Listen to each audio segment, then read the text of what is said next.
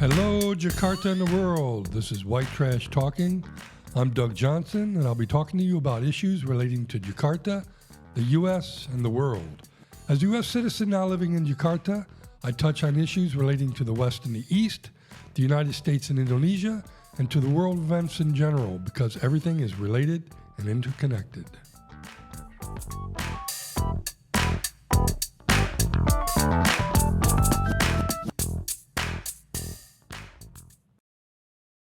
As you may know from previous episodes, that I have been closely following the situation in Gaza.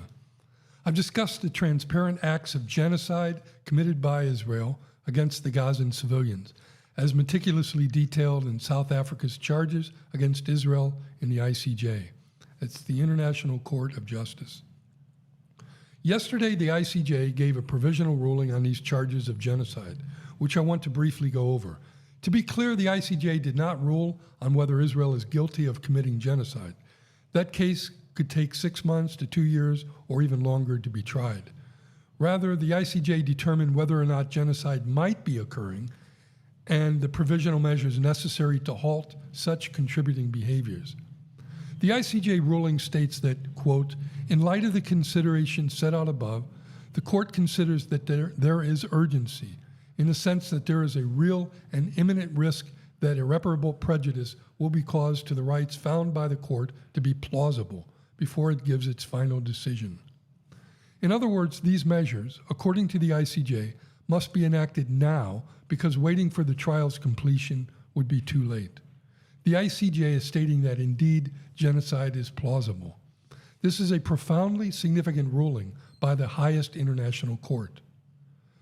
Some of the specific measures to be adopted include the following. One is that Israel must, quote, take all measures within its power to prevent A, killing members of the group, B, causing serious bodily or mental harm to members of the group, C, deliberately inflicting on the group conditions of life calculated to bring about its physical destruction in whole or in part, and D, imposing measures intended to prevent births within the group. 2, Israel must take all measures within its power to prevent and punish the direct and public incitement to commit genocide in relation to members of the Palestinian group in the Gaza Strip. 3, Israel must take immediate and effective measures to enable the provision of urgently needed basic services and humanitarian assistance to address the adverse conditions of life faced by Palestinians. 4, Israel must also take effective measures to prevent the destruction and ensure the preservation of evidence related to allegations of acts within the scope of Article 2 and Article 3 of the Genocide Convention. 5, Israel must submit a report to the court on all measures taken within 1 month as from the date of this order. Finally, the provisional measures have binding effect and thus create international legal obligations for any parties to whom the provisional measures are addressed. This moment is historic. Essentially, the court ruled that this could be genocide and therefore the remedial actions were ordered. The court fell short of ordering a ceasefire, which is disappointing. An urgent ceasefire is what is most needed. But the court did highlight many of the egregious offenses, including the slaughter of civilians, the massive destruction of infrastructure, including homes, schools, mosques, hospitals, and the embargo of food and medicine, as well as the genocidal intent expressed publicly by the highest level government officials. It's clear that the ICJ suspects genocide. Based on what I heard today, I believe Israel will likely be found guilty of genocide, which means that the U.S. would likely be complicit. I'm dumbfounded, to be honest. I want to say more about this turn of events. For 50 years, Israel has occupied Palestine. From the start, Israel wanted all of the land from the Jordan River to the Mediterranean Sea. Internal documents show this. The Likud party has always stood by this, and now Netanyahu is stating it explicitly. But they convinced the world that they wanted a two-state solution, and the U.S. played along with this pretense.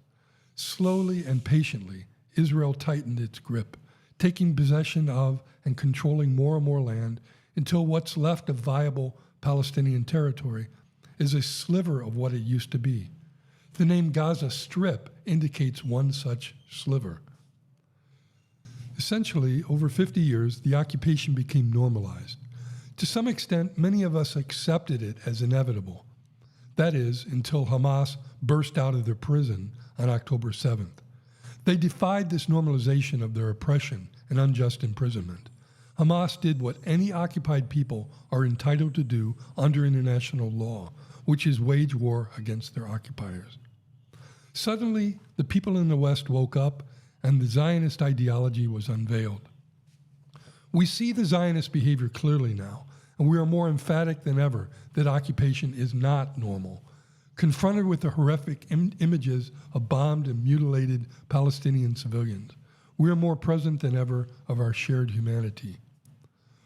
Who would have thought that such an act of defiance by Hamas would burst Israel's ideological bubble and unhinge their entire society? That their patient, incremental strangulation would explode into a convulsive genocidal mania? That Israel's tight control of the narrative would fracture and crumble, letting the world see the evil monsters and their project of annihilation in real time? That their lust for murder would compel them to blurt genocidal intentions on all the world's media? That they would act like crazed lunatics who belong in straitjackets? Clearly, what we are witnessing in Israel is collective mental illness, derived, I believe, from Zionism's doctrine of entitlement for God's chosen people, along with dehumanizing and brutal racism towards Palestinians. 75 years of Zionism has eroded and shrunken their humanity and left the Israelis practically frothing at the mouths like rabid monsters. The cure to Israel's psychosis is clear. Israel, you must, 1, renounce Zionism. You are not chosen by God to be better than anyone. 2, stop the war in Gaza. 3, end the occupation of Palestine. Dismantle the apartheid wall and the restrictive roadways, etc. 4, return stolen land to Palestinians. I believe the world would agree on the 67 borders, but that's negotiable. 5, recognize all non-Jews as equal citizens in a one-state solution. What you can expect in return is that 1, Hamas will stop their attacks as there is no need to resist their occupation. 2, Hezbollah, who doesn't want war, will retreat from your northern border. 3, the Houthis will cease their blockade. 4, you can stop worrying about Iran. Everyone will be happier and less paranoid. And 5, Netanyahu will be out of office. And won't that be nice? That's all I have to say. Thank you for listening.